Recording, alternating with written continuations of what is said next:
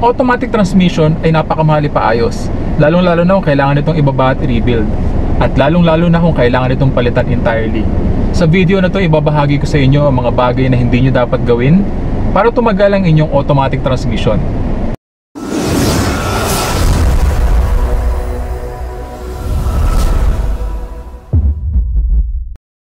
Unang-una, pagpapalit ng gear selector from drive to reverse and reverse to drive habang umaandar pa ang iyong sasakyan. Iwasan mo itong gawin dahil sisirain ito ang iyong automatic transmission. Sa paggawa nito, ginagamit mo ang iyong automatic transmission para pahintuin ang sasakyan at hindi ang iyong preno. Siguraduhin na nakahinto ang iyong sasakyan bago ka magpalit from drive to reverse and reverse to drive para hindi masira ang iyong automatic transmission. Tandaan na ang automatic transmission ay designed lamang to shift gears and never to stop the vehicle. With this being said, huwag ding ilagay ang cambio sa park habang umaandar pa ang sasakyan dahil meron itong locking pin na maaaring masira dahil ito ang pipigil sa sasakyan sa pag-andar at hindi ang iyong preno. Again, gamitin ang iyong preno para pahintuin ang sasakyan at saka lamang ilipat ang iyong gear selector. Pangalawa, binababad sa drive ang gear selector habang naka-idle ng sobrang tagal ang sasakyan. Maaari itong pagmulan ng pag-overheat ng transmission. Ilagay na lamang sa park ang gear selector habang naka-idle ng matagal o patayin na lamang ang makina. Kapag nasa park ang gear selector, ang transmission ay hindi nakakonekta. Ang torque converter ay di nakapagpapadala ng power, kaya hindi gaanong iinit ang transmission kumpara sa kapag nakadrive ka. Pangatlo, paglipat ng gear selector from drive to neutral sa traffic stop or pababang daan. Akala kasi ng iba nakakatipid sila sa krudo o gasolina kapag ginagawa nila ito, when in reality hindi. Especially sa panahon ngayon na ang technology ng automatic transmission ay nag-evolve na over the years, kaya matipid na rin sila sa gas. At isa pa, nawawalan tayo ng control sa ating sasakyan kapag naka-neutral dahil hindi natin ito mabibigyan ng power kapag kinakailangan, most especially for emergency maneuvers. Kaya wag na wag ilalagay sa neutral ang sasakyan habang umaandar ito para makaiwas ka sa coasting.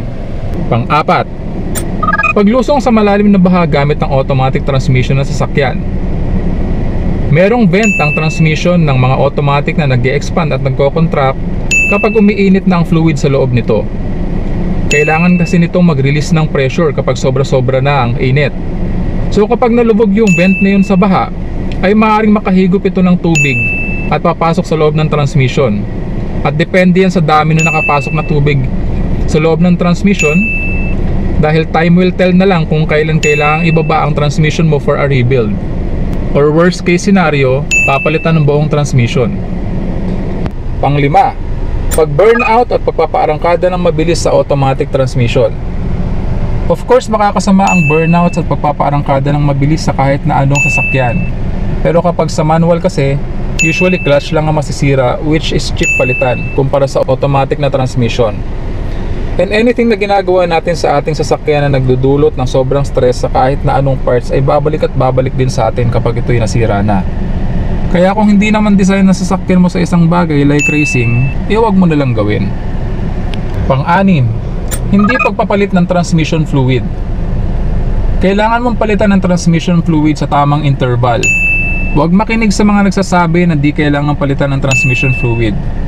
Being said, check your owner's manual para sa replacement interval and recommended fluid for your automatic transmission. Pang-pito, maling paraan ng pagpark sa automatic transmission na sasakyan. So una, ipapakita ko muna sa iyo ang maling paraan ng pagparada na marami po ang gumagawa. So halimbawa, galing tayo sa biyahe at nakarating tayo sa ating paroroonan. Siyempre, pepereno po tayo sa pamamagitan ng ating foot brake at tayo ay nakadrive pa. So ang ginagawa po kasi ng iba, nilalagay nila ang kanilang transmission sa P or park at bibitawan nila ang kanilang foot brake. Yan, pansin mo umaga yung sasakyan at alam ko na yung buong bigat ng ating sasakyan ay nasa P na or park ng ating transmission. So yung buong bigat ng ating sasakyan ay nandyan na po yan sa P gear lock ng ating transmission. At yan po ang sumasalo ng buong bigat ng ating sasakyan, lalong-lalo na kung mga nasa uphill tayo or downhill na kalsada. So over the years, magkakaroon po ng damage siya at maaaring maging resulta sa maagang pagkasira nito. Ito naman po yung tamang paraan ng pagpark sa automatic transmission na sasakyan. Halimbawa, galing po tayo sa biyahe at nakarating na po tayo sa ating paroroonan. Habang nakaapak pa po ako sa aking brake pedal, ilalagay ko po ang ating transmission sa N or neutral. I-engage ko po yung ating handbrake, park brake or emergency brake, kung ano man po ang tawag nyo dyan. Bibitawan ko po yung ating brake pedal, mga kapisat, or foot brake. Medyo umuga po yung sasakyan at alam ko po na yung buong bigat ng ating sasakyan ay nakasampa na sa ating e-brake, emergency brake, park brake or handbrake. Nandyan na po yung buong bigat ng ating sasakyan at yan po ang sumasalo ng buong bigat nito.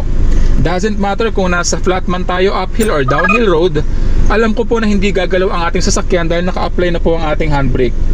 At yung buong bigat ng ating sasakyan ay nandito na po, mga kapiksit. So ngayon pwede ko na pong apakan muli ang ating brake pedal or foot brake at ilalagay ko na po ang ating transmission sa park or P.